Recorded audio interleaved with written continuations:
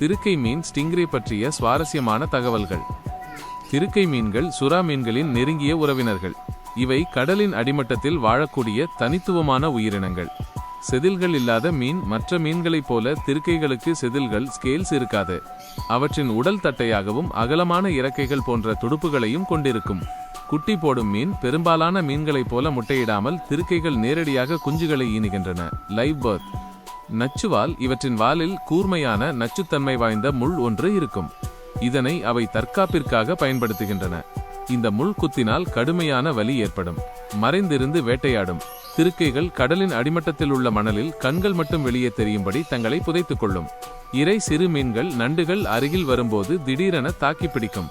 சுறாவின் உறவினர். திருக்கை மீன்கள் சுறாக்களைப் போலவே குருத்தெலும்பு கார்டிலேஜ் கொண்ட மீன் வகையை எலாஸ்மோபிரான்ச்சி சேர்ந்தவை.